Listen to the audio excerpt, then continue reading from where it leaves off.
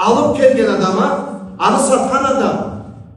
O bir evlenirse Allah gözleri yoklatar o. O kallay bir nalat ciyadı kesine. Sonra o adam anı satıp rızkı açka hayret ergemi izleydi. Allah'ın alatını müsübü atla. Müslüman adamlarını kıyıldık carsu salıp üdegilerini çaçır. Egeçlerin aralarını ötürtüp egeçlerini artıklık ettirip anıpla nasipli olmamızdaydı. Anıpla halal açka edip bu dünyanın hayırını almamızdaydı. Oy bolluk tüldü alayım.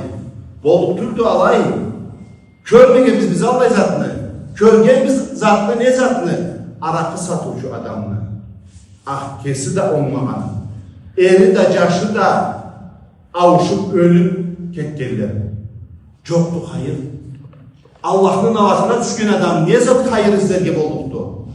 Ne dünyaya ne ahirete çoktu hayır. Adam bu zattan sağayına gerekti. Korkuna gerekti. Kaçana gerekti.